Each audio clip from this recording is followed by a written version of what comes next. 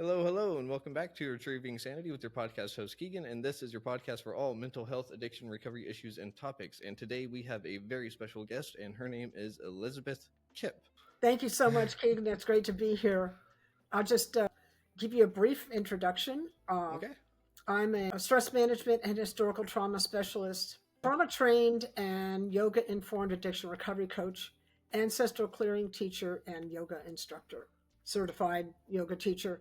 And I use all those things to help people manage stress, whether it's just from straight up chronic pain, which we'll get into in a minute, or whether it's from recovery issues, people in early recovery and recovery generally.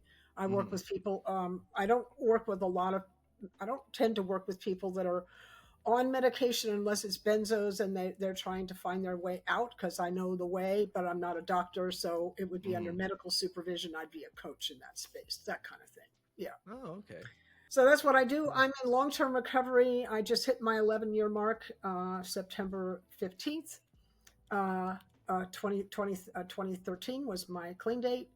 And something that's kind of unusual, you may not run into too many people like this.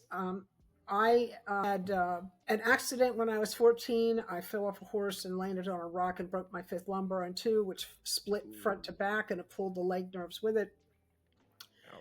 And I kind of managed that for about 14 years. And then my back became quite unstable, and doctors said that I needed surgery in order to stabilize that slip. And what commenced there was 4 surgeries altogether, starting in 1982 through 1986, and that's when the medication started. Their answer was opiates and benzodiazepines, and that was their only answer. So I was actually on an opiate or a benzodiazepine of some kind for 31 years, and the last 15 years of that was fentanyl and Ativan. Oof. And you're not going to find many people that were on fentanyl and live for that long. That's a long time to be on fentanyl. So I was really grateful to find Dr. Peter Prescott, who passed away in 2016, but he left a beautiful book, Conquer Chronic Pain, An Innovative Mind-Body Approach. He left a beautiful book, but he had a pain management program at the Betty Ford Center at the time in 2013. And he called me on the phone before I went there, and he said he knew because of the medications I was on. I didn't realize, because my doctor never said, and my prescribing doctor never said anything about any of this stuff. But Dr. Prescott said, I can reset your stress response. And he had me right then, because I was having panic attacks, and I never even told him I was having panic attacks. But I knew right away, this guy knows something that I don't. and he also said, he never promised that he'd take the pain, that pain would go away, but he did say that he'd detox thousands of people off of this drug combo of an opiate and a benzo, and he'd worked with fentanyl patients. So and as opposed to my prescribing doctor, who had never helped anybody detox off the prescribing, his prescribing medications, and his suggestion for detoxing was to put me in a coma, which he'd never done before. So I didn't want to be his guinea pig. And fortunately, I found Dr. Prescott, and he took me through his program. And I walked in there with 40 years of chronic pain. And I walked out of there 52 days later with no pain at all. Wow. And I still live that way. I mean, I'm still pain-free. So he never promised that, but he had a 94% success rate in that program. Holy cow. Yeah. It was powerful. So the message there was that we don't need pharmaceuticals, pain medication, benzos, to help us with chronic pain. They don't actually solve the problem. No. Yeah. So what they do is they dehydrate the body. So now the cells can't function properly. Mm-hmm. They repress the respiratory system, so now we're not bringing in air and getting out, toxins through the breath. Uh-huh. Uh, we're not we're we're we're not able to digest our food because the opiate is paralyzing the digestive system. Mm-hmm. So tell me, how is it that any of those things I just said help the body heal? They don't. Yeah. So when is an opiate appropriate? Right. uh yeah. Yeah. Honestly, the chronic, not chronic because that's long term. So it would be super acute pain management, something you're in a hospital for, That's something right. you're undergoing surgery for, but that would be it. Mhm. Yeah, or like a kidney stone. Like Mm-hmm. I have had a kidney stone, and I know what that feels like. Oh, it's Uh, pain. yeah, Oh. that's humbling. That's drop your knees level pain, right? Yes, Yeah, it is. yeah. So opiates are great, and benzos as well. They're Mm-hmm. great for when the nervous system is so charged up from the Mm-hmm. trauma that it's experienced that it can't rest. Mm-hmm. That's when we bring that in to help the body calm down so that it can then come into healing. Yeah. Yeah. So I just think that's important because a lot of people don't know that. Mm-mm. No. Um, Real quick, may I interject? Yo, please do. Congratulations. Okay, sweet. I wanted to say congratulations on your recovery. Thank you. 11 years, correct? Yes, thank you. Thank you so Nice. much. Hmm. Of course. I just hit 3 years last week myself. That's So amazing. Congratulations. That's so cool. thank Yeah. you. Yeah. Isn't it a So great feeling? it is a great feeling. Like at first watching that first 24 hours, oh, that was grueling. That Mm-hmm. sucked.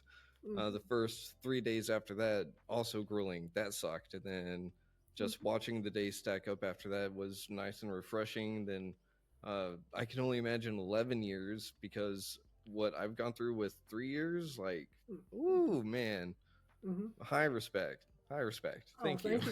thank you so much. Yeah, it's doable. But you know how I did it? One day at a time, Yeah, right? there it is.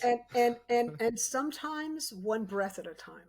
Mm-hmm. I had to chunk it down. Like I remember when I first started going to Narcotics Anonymous, they're like this one day at a time thing, and I'm early in my recovery. My poor nervous system is like, what is happening here, right? And Yep. I, oh, it's just oh my! It took a while to kind of unwind from all that tension pattern I was in for so long. Mm-hmm. And so for me, a day was like I couldn't, that was too much time. Mm-hmm. So Yep. I actually reduced things down to a breath. Mm-hmm. I'll just work in this space. And Mm-hmm. that was very helpful for me because I was able to relax better Yeah. in that. It was easier for me, or an hour, or Mm-hmm. 5 minutes, or but just like Yep. not a day was just too big. Yep. Oh, I know. Isn't that weird how like addiction just like alters your time perception? And Yes. then getting sober, it's just like 24 hours seems like forever. Mm-hmm. It is the Mm-hmm. weirdest thing. But Mm-hmm. yeah, sometimes it really does just come down to staying in the moment. I'm not going to drink for right now. That's it. So, That's it. Yeah, that's it. You know what, Keegan? I'm still practicing that. mm-hmm. I'm still practicing staying here Yeah. because my tendency, just kind of my programming Mm-hmm. generally has been I'm here and what's next? Yeah. Here and what's next? So I've got one foot in the present moment and the next foot in the next moment, and maybe a little bit of a foot in the past.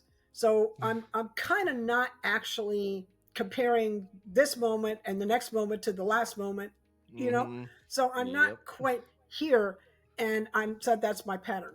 So the Yep. the journey has been to, can I stay here, A, and B, can I relax in here? Mm-hmm. That's a big That one. that's been the that's been the journey for me. Mm-hmm. No, and you're entirely right. Like the relaxation part is big because you can be sober, no problem. Uh, but I mean, you're going to be a white knuckling it if you're not doing some kind of recovery or if you're not doing something. Mhm.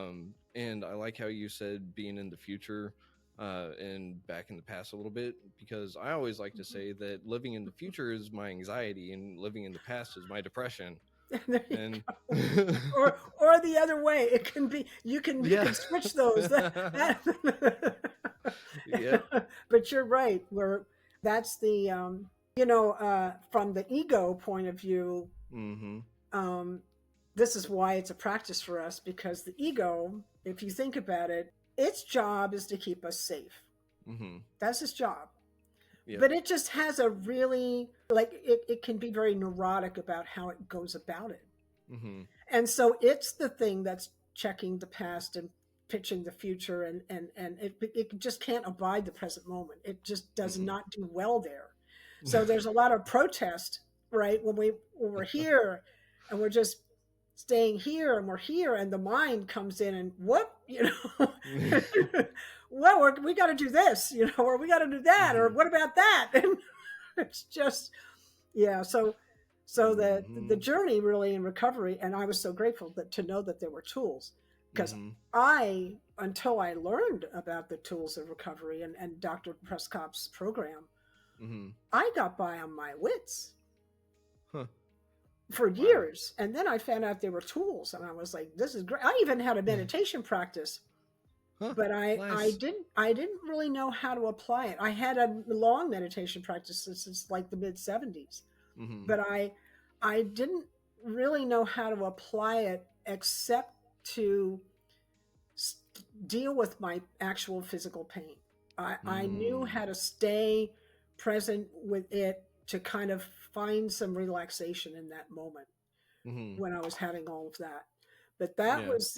that was the extent that was how my meditation practice served me. But then I was on medication for a long time, and Mm. when you're on that kind of That's not happening. meditation, you're going to have it prevents it's a veil between Mm-hmm. the medication creates this veil between you and the present moment Yeah. and any kind of tool like meditation. So you can do it, but it's not as powerful as it is in our when we're sober. No, it's really not. Because I remember trying that in my active addiction, and it's like, yeah, I can say I did it, but did I get the benefits of it? No. Um, Mm-hmm. and meditation is one of those tools that I think everyone can benefit from, not just addiction, but everything. And Mm-hmm. it sounds like you actually went on to go and teach yoga, which is active Mm-hmm. meditation in a sense, I think. Um, and then you also help people heal, and you also do ancestral clearing. Mm-hmm. How did you get into that though? Oh, yeah. So that's a funny story. I think it's a kind of funny story. Very. I was in Dr. Prescott's pain management program, Hmm. and he had a wellness practitioner in there, John Newton, Mm, whose website is healthbeyondbelief.com, who mm, did ancestral clearing, which I didn't know that's what he did. I thought he was the guy that did the tapping. He does bilateral EFT tapping. So mm. I teach that too. But anyway, I knew him as the tapping guy because that's how he was kind of known Mhm. around the Betty Ford campus. And so I get into Dr. Peter. I spent 12 days in a detox, in their chemical Mm, detox part of the hospital there that they have mhm, attached to the treatment center. mhm, And they kind of poured me out of the bed. I was so weak that they just put me in a wheelchair and they wheeled me in there. So mhm. I'm in my first day, and I didn't mention this. I have a science background, so I was Huh. taught like how to from biology, and I was Mhm, taught like the kind of the what you need to do to be a research scientist, like the things you mhm, need to know and how to do it and things like that. So I mhm. have this orientation. Uh-huh. So I have this kind of analytical mind that Mhm. loves to just like figure stuff out and analyze, all Mhm, the things. And anyway, I'm sitting in Dr. Prescott's room, and John Newton walks in with this, paper for everybody and hands everybody this a piece of paper. and it had a prayer on it. Hmm. Now I knew at that time I had read and done a little study Hmm. about the power of prayer and the power Hmm. of meditation. At the time, at around 2013, there had already been studies that showed that they were powerful, and Hmm. I was intrigued, but I hadn't bit the bull. I hadn't taken the bait. I was still kind of like, well, what is this? I didn't, Hmm. I was still kind of standing back, and certainly part of me didn't even believe it. So that's just Hmm. me Yeah. and my orientation at the time. Anyway, Hmm. he says to us, what's the level of pain that you have at the moment? And mine was at about maybe a 9 out of a 10. Oof. And well, remember, I'm Hmm. right out of a Yeah. detox bed, and I had a lot of gut pain and stuff. Yeah. um and everybody in the room, so there's 20 people in the room that are detoxing just like me, and Hmm. and the numbers from 0 to 10 in the room were 5 to 20. That was the range, right? And I thought, okay, I see that. and Hmm. and then he said, read the prayer, and but silently. We didn't read it out loud, we just read it silently. Well, here's Hmm. what happened. It's just one sheet of paper, and it's in English. Uh-huh. And I got halfway through the prayer, and Hmm. I felt the room shift. Huh. And that's what I said. And I was like, okay, I noticed that. And this is what I said to myself: Hmm. Elizabeth, you're detoxing. You're imagining this. Like I went right there. This is not real. I went. That's where I went. Right. Uh-huh. And then I finished reading the prayer, and my pain just, so my pain went from Huh. like an 8 or a 9 to a 2. Hmm. Wow. And I was like, that's real. Hmm. And everybody's, and then John's, what's everybody's number? And everybody's number was like from a 2 to a 20, was from an 8, went down from an 8 to a 0. And Wow. so I was like, what the heck happened in this room? Hmm. I know something happened. you know, what Uh-huh. is it? And is it measurable? And Hmm. can he repeat it? This is all science, right? And Yep. then I'm like, does he teach this? Can you learn this? Hmm. And the answer to all that was yes. And measurement is what we would call anecdotal, but Uh-huh. people keep reporting their experience, and we don't make claims in ancestral clearing that we can heal anything, Hmm. but we bring in the spiritual aspects of Hmm. the issue at hand, and Yeah. we help people do that.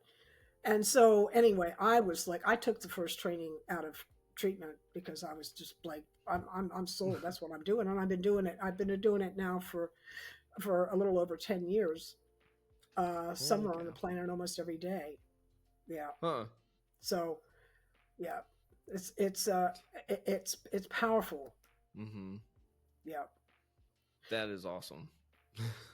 Oh, sorry, I didn't mean to interrupt. Go on. Oh, that's okay. It's just so people are saying, what is it, right? So what are we Hmm. doing? Yeah. So think about the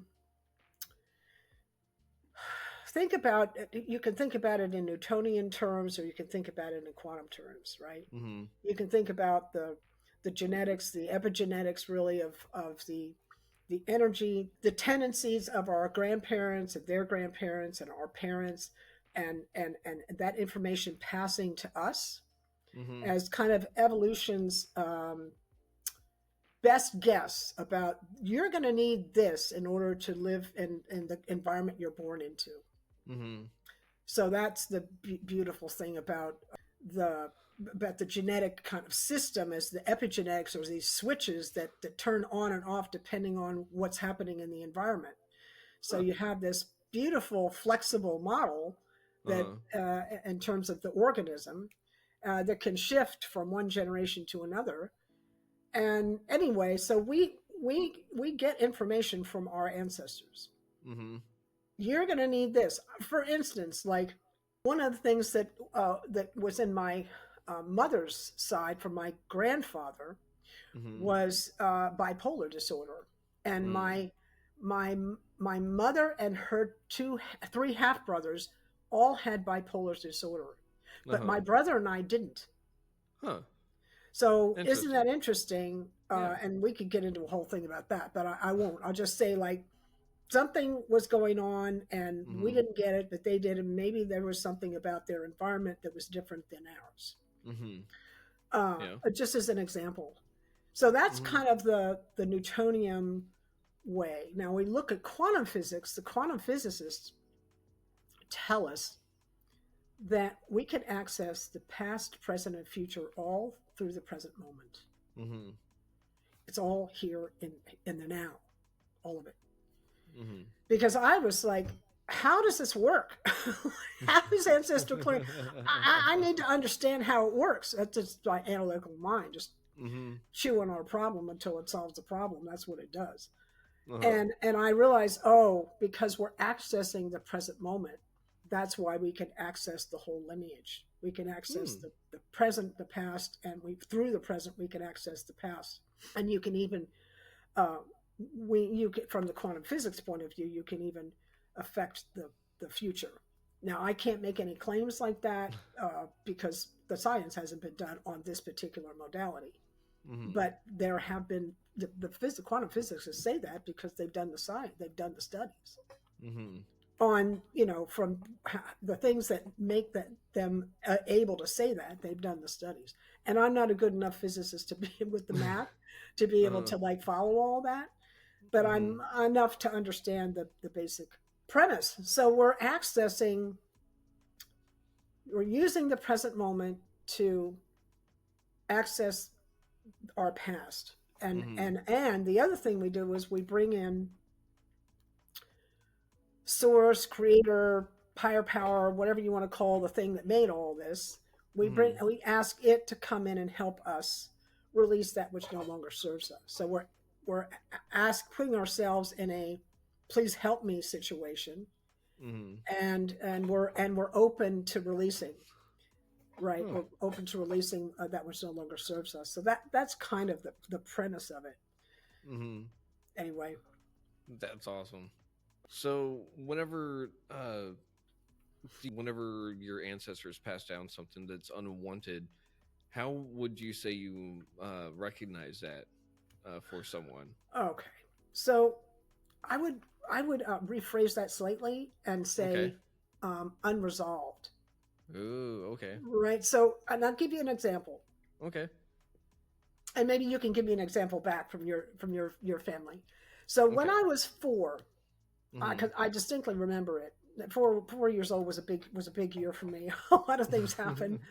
One of the things was I was sitting in the living room, and I had this awareness that there was something in the family, my mother and father, that Mhm. and kind of in the environment that was very Mhm. heavy and dark and scary, Mhm. and I didn't know what it was, but I felt it. Mhm. And because we didn't talk about things like that in my family, Mhm. that was just like no way. I mean, we didn't talk about anything that was unpleasant. That Mhm. was just if it's not pleasant, don't say anything. So that's kind of the way I was raised. Mhm. So no wonder I ended up in chronic pain because I couldn't emote. I had to just be quiet. And Mhm. anyway, so I felt this thing, and I felt it, but it was interesting because I carried it. Hmm. I felt it, you know, and Mhm. I didn't know what to do with it, and but I knew it was real, Mhm. and I didn't understand anything about it. I couldn't talk to anybody about it until I got into this practice, Huh. and Okay. I was in a session with John Newton one Mhm. time, and he kind of said he he, has this, he understood, he knew there was something there, and he Mhm. asked me what it was, and I was able to presence myself and feel it, and I talked about it, and we did a clearing around it. And what I Huh. was carrying was the grief that my mother had losing her mother in the Second World War, Oh wow. whatever my dad went through as a soldier in the Second World War in the Pacific, Mhm. and whatever his parents and her parents went through prior to that, all that weight, and it was really around war and Mm-hmm. and grief was what that was. So it was really special for me, just a real grace for me to be able to find somebody, appear in my life who in the John Newton was the one, Mm-hmm. and to be able to release that. Yeah. It Wow. takes a lot of energy to store that stuff. It takes a lot of energy in the body to like hang on to stuff like that. And then when you don't hang on Mm-hmm. to it anymore, you have this big opening. Yeah. Mm-hmm. And then with all that negativity in there, you can't get any positivity in its place while it's still there. Oh no, Uh, it's busy. It's busy sending a signal. mm-hmm. Yeah, it's busy sending a signal. I can give you guys, the listeners, just a little piece, a little Yeah. experience of. There's about 30 different ways to get at the burden, Okay. and through a session, but I Mm-hmm. can share one Okay. with you here. Yeah. It's as I said, it's in the form of a prayer, and Okay. anybody listening. So it works. In Obviously, it works because we're working in the present moment. Uh-huh. The replay is just as powerful as this live session, Okay. Cool. right? So everybody who's listening to this, just notice whatever sensation you're feeling in your body. Like I feel my sitting bones on the seat, on the chair here, and I can feel my feet on the floor, and I've got a little something going on in the right side of my back behind my ribs, and I give the whole thing a number of about 2.5. So mild, but there. And so whatever Okay. your number is from 0 to 10, take note of what the number is, and just put your attention on the breath. Just breathe gently into that sensation and let these words pass over you. We're going to use the word forgive to mean offering up that which no longer serves us. Mm. We're offering it up to Source, asking Source to help us release. We're not asking it to take anything away. We're asking it to help us release that which no longer serves us. And we use that word forgive to mean that. So here we go. Ah. Okay. Creator, all that you are, thank you for the bountiful blessings you bestow on us. For everyone listening to this, all their relationships, all their ancestors, and all of their relationships throughout all space, time, dimension, realms, lifetimes, and incarnations. For all the hurts and wrongs ever done to them in thought, word, or action. Any hurts and wrongs they did to others, whether knowingly or unknowingly. Please help you all forgive each other, help you all forgive yourselves for all of it, no matter what happened. Please and thank you. For any time anyone was abandoned, not supported, nurtured, and loved the way they needed. Anytime anyone abandoned others, weren't able to support, nurture, and love others in the ways they needed, and anytime they weren't able to love themselves, please help you all forgive and release one another. Forgive and release yourselves, please and thank you. For all war, battle, Holocaust, genocide, persecution, slavery, injustice, any oppression, misuse of power, position, authority, politically, spiritually, medically, legally, or in any other way. Please help you all forgive one another and forgive yourselves. Please and thank you. For all suicide, murder, rape, abortion, infidelity, infertility. All of it. Everyone involved, indirectly or directly. Please help you all forgive one another and forgive yourselves. Please and thank you. Please help you all release all negativity, all burden that's not serving the highest good now and forever. Please and thank you. Please and thank you. Please and thank you. Now just take a nice big breath in and let it out, and notice how that feels in the body compared to where you started.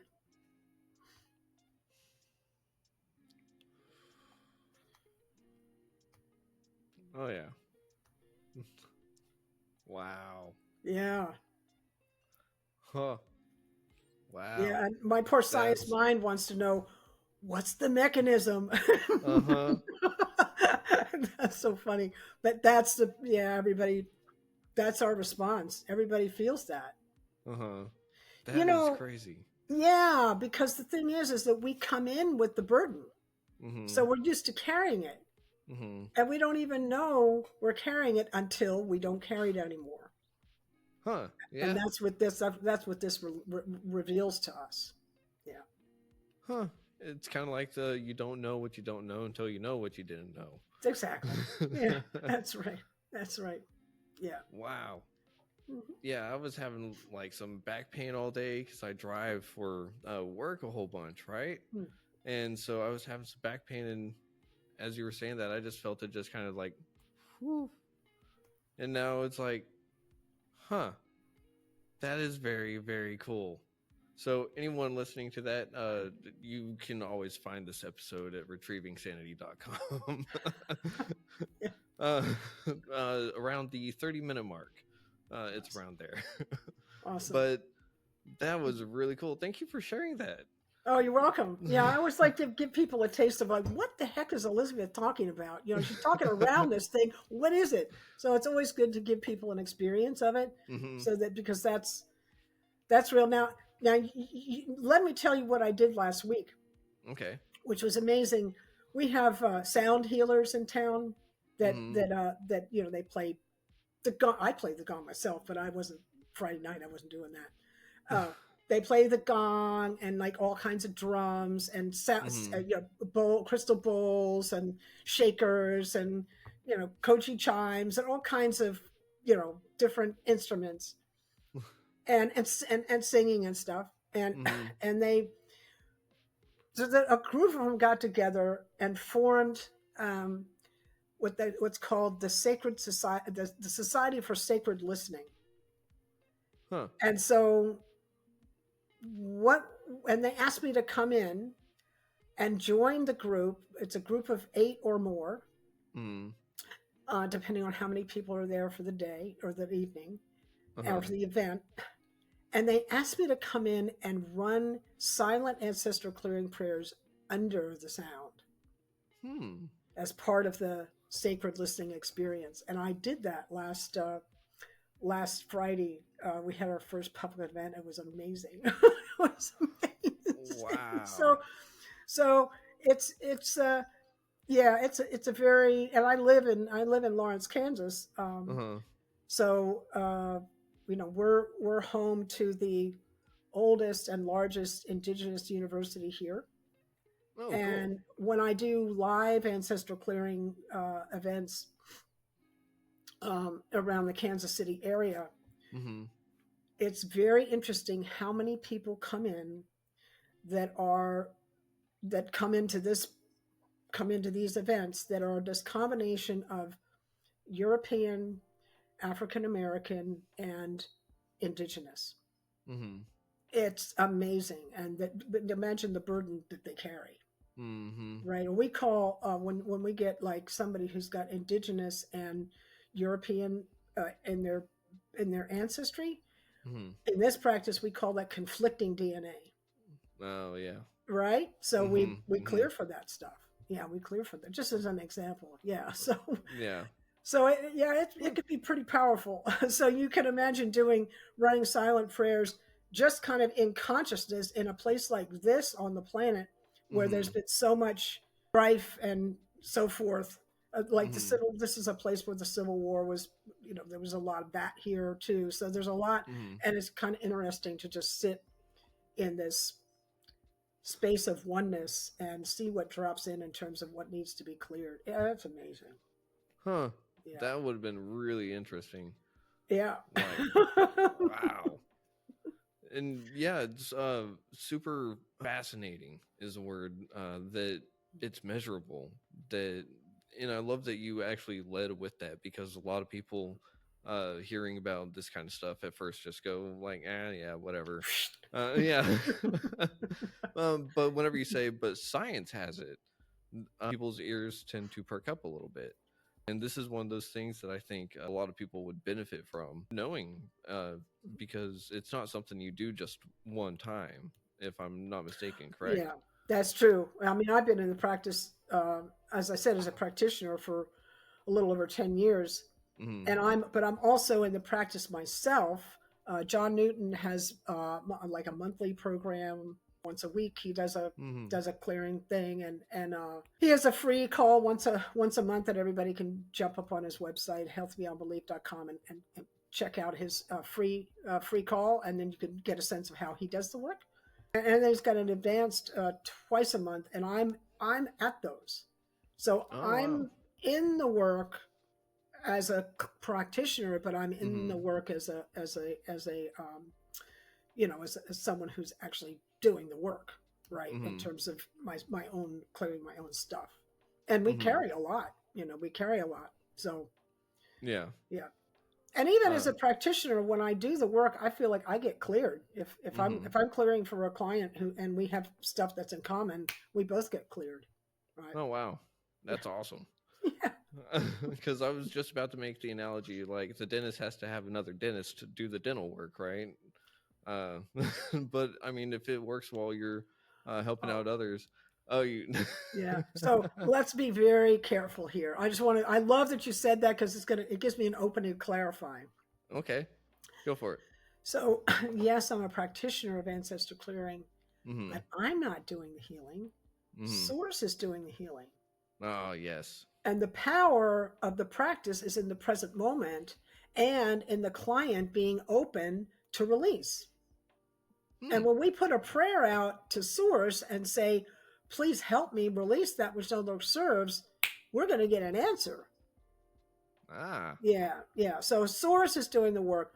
I'm just really helping to kind of focus the work for the client. Mm-hmm. That's really all my job is. And the minute I start thinking that I'm doing the work, now I'm going to start taking their stuff on. Yeah. And Okay. that's not what we do. Mm-hmm. We're not going for that. Yeah. you know? Yeah. Mm-hmm. You don't want to make yourself sick doing that. Well, No. No. no, No. I don't want to get my ego involved in this process. Mm-hmm. This is Yes. I. this is a this is a space between source and the client, and I try and stay in that lane, and I have to Mm. put my ego goes in the other room until I'm done the session. Ah. Yeah, So you compartmentalize it and just go, yeah, you're done with for now. You're kind of just gone. But this is the value of a meditation practice in this space. mm, yes, Yeah, because you get you get to actually separate yourself from self, that's right. which a lot of people don't really understand right off the bat. But like you said, in meditation, in this kind of work, it makes total sense.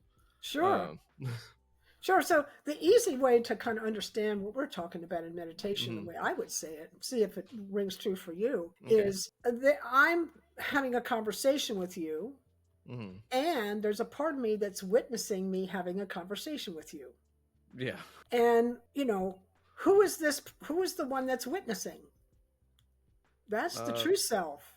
Hmm. The personality that's Elizabeth, that's having this, that's doing the interchange and helping to you and I are having this conversation. Those are our personalities. Mm. But the parts of us that are witnessing us having this conversation, those are our true selves, because we're talking to our true selves as well, Hmm. right? Yeah. Yeah. It's kind of like always having a second perspective. That's Uh, right. so that's the way I kind of like to think about it. And Mm-hmm. for me, it almost feels like there's a little switch in my head that it's like, all right, I need to kind of get into this like mindset. And then it's like, bloop. And then it's like, it doesn't necessarily go like right into it, but it definitely eases uh, myself into it. I don't know if that's a little mind trick I came up with myself a long time ago or not, but it just kind of feels like it. Sounds like a Um, way for you to access that, because it's always mhm, there. That witness is always witnessing. But mhm, can we get the rest of the mind on board to be able to access that? That's the thing, you know? mhm. Yeah. Uh, so for so you teach people how to meditate, I correct? can. Yeah, I can. That's part of my yoga practice. Sure. Yeah.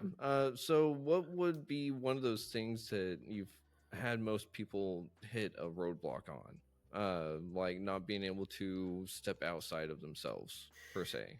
Well, I'll tell you what the roadblock is pretty much Okay. with everybody who meditates. Well, at least in my experience and the people that I talk to, Hmm. is we have habits and patterns, and people in addiction and mental illness, we all know this. We have patterns, Mm-hmm. and those patterns, more often than not, if they're negative, they're not serving us. Yeah. But they have an energy. This is why I'm in stress management, because we have Mm-hmm. we have stress habits as well. Mm-hmm. And so they have an energy. So think about it in terms of a physics problem. An Mm-hmm. object in motion stays in motion until it's acted on by an equal or opposite force. Mm-hmm. So think about your habit as an object in motion. Ah. And it's going to stay in motion until Mm-hmm. it's acted on by an equal or opposite force. Mm-hmm. And what would that equal or opposite force be? Well, one is getting clean and sober. Yeah. That's a pretty powerful, you know, force coming in on Mm-hmm. a substance use disorder, right? Yep. Mm-hmm. So getting sober. Mm-hmm. Another one is meditation. Huh. Now, isn't that interesting? How does that Yeah. work? This Yeah. is How how it does that work? works. Yeah. So we have a habit, Mm-hmm. and the nervous system and the mind follows the nervous system. Mm-hmm. This is how we do life. We do it with this habit. And then we go into meditation and we start focusing on the breath, just focusing on the breath, or maybe we're focusing on a mantra. And we can be there. For me, it's about 45 seconds. Still, even today, after all this practice, my mind, this is the way my mind is. Mm-hmm. After about 45 seconds of staying present with the breath, the mind just jumps and it wants to get up and go away, or think about this, or it's just not here. It jumps, right? It goes to Mm-hmm. something else, and then we follow it. Right, we go running on, and oh, wait a minute, I'm meditating, and we come back, Mm-hmm. right? And then breathe, or mantra, or whatever it is, and it happens again. Well, isn't that interesting? And our Mm-hmm. the urge is to stop doing the practice. Mm-hmm. And so, isn't that interesting? So, one way to look at that is the the object in motion having the momentum it does Mm-hmm. is asserting itself. Uh-huh. We're trying to change the program, and we're coming up against our own resistance Hmm. when the mind jumps and goes, no, I want to do this, and I want to do that, and I don't want to do this, I don't want to stay here, I want to do. Mm-hmm. So we're coming up against our own resistance. Ah. Everybody has this problem in meditation. Mm-hmm. So Yeah. what's cool is when we stay in the practice, we feel our resistance and we stay here anyway, and we keep coming back to this moment and the breath or the mantra. Every time we do that, we're changing the brain, and we're giving it a new way to live. Mm. We talk about in Narcotics Anonymous, show me a new way to live. Mm-hmm. This is an actual practice of that. Mm. We're giving it a new way to live. So in meditation, when we're like, I can't do this, I don't want to do it, I'm not doing it, all the things that that show up in meditation, and we stay here and we Mm-hmm. continue to breathe or say the mantra or whatever it is, however we're doing that, we're retraining the brain to live in a new way, a new program. We're changing the momentum of the old one, and Mm-hmm. we're bringing in a new one. So that's an example of a very powerful tool and how it works uh, to change an object in motion that's staying in motion. We need Uh-huh. to bring in a power, something that's got a force equal or opposite or stronger than it, right? Mm-hmm. So when you sit in a meditation, and beginners, be brave and stay there and hear this, because every time you meet your resistance in your meditation, that's your evolutionary edge. And you can ask yourself, do I want to evolve in this moment, or do I want to go back into my old habit? And I asked myself that in my recovery as a general rule.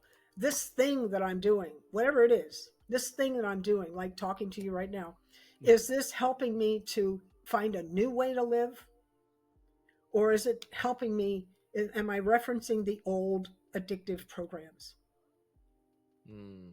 right? So Mm-hmm. I Mm-hmm. have agency in this moment. We have the energy and the imprint of the past on the brain in the present moment, but the brain is so powerful that we can leverage the power of the present moment and change the trajectory of the brain by Mm. our choices. So we have a lot of power in the present. When we heal in the present moment, we don't heal in the past or the future. We only heal now. So our Mm. choices here and now, they make a difference. Yeah. Wow.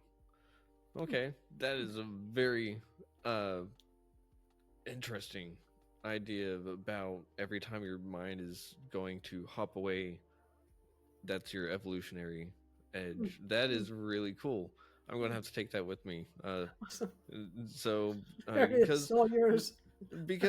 you totally just nailed the issue with meditation. I think, like you said, for literally everyone, it's always just like, all right, I'm here and now I'm going there, I'm back, now I'm going there, I'm That's back, right. I'm going there.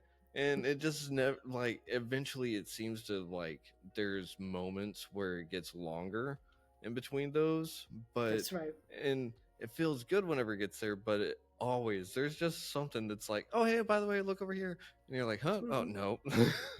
Yeah. uh, Yeah. And after all these years, um, it's so interesting because I have a friend of mine who's also in recovery who teaches hmm. meditation, and he uses the word turbulence, which I love that Ooh, word. So we yeah. get into meditation, and some meditations are more, we experience more turbulence than others.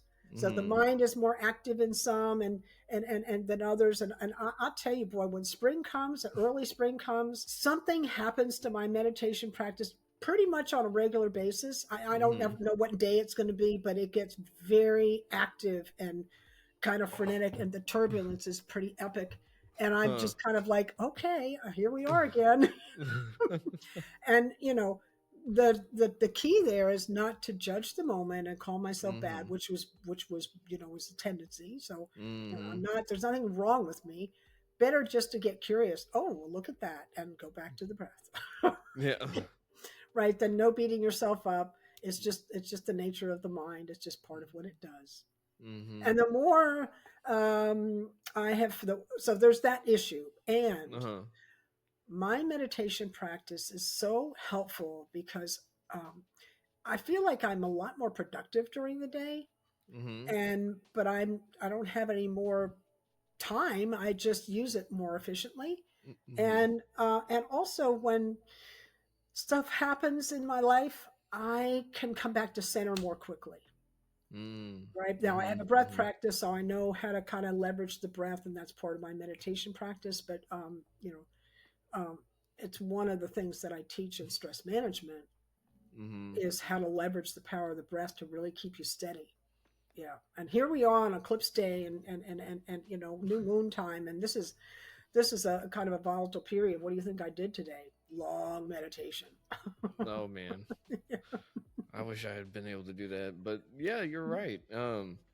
And during those moments of non-judgment, I think that that was one of the hardest parts for me, was always sitting there, because I have the worst inner critic ever, of course, because I'm what is the term, uniquely uh different, no, it's not Terminally unique. Terminally terminally, unique. thank you, yes, yes.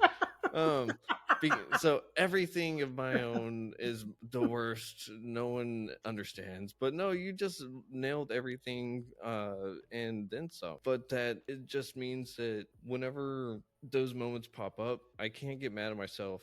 I have to forgive that part of myself that wants to get mad at myself too, right? You gotta love it all. Yep. Yeah, that's been a huge part of my recovery has been, can I love even this? So Mm-hmm. there've been a couple of really key things. One is, can I love even this part of me? That's Mm-hmm. been a big deal. So that helps me, opens my heart, and the other one has been, which I still work with Mm-hmm. from time to time, is when is it going to be enough? That's a big one. Yeah, when Well, is it going to be enough? I know Whatever for it is.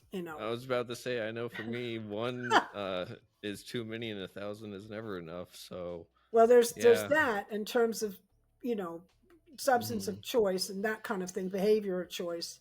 Mhm. And the tendency, certainly for me, I kind of grew up around it, Mhm. is we're always striving for quote unquote excellence. Mhm. So I'm not just a recovering addict and recovering pain sufferer, right? Mhm. I'm a recovering perfectionist and I'm a recovering overachiever. And, you know, those are all the things that are driving the substance use in the first place because, you know, all these behaviors are about trying to keep Mhm. ourselves safe when Mhm. we don't know any other way. We're just kind of trying to find our way in the world. Like I said, I got by on my wits for a long time before I knew there were tools. Thank God for the tools in recovery. Yeah. Because you wouldn't have those 11 years, right?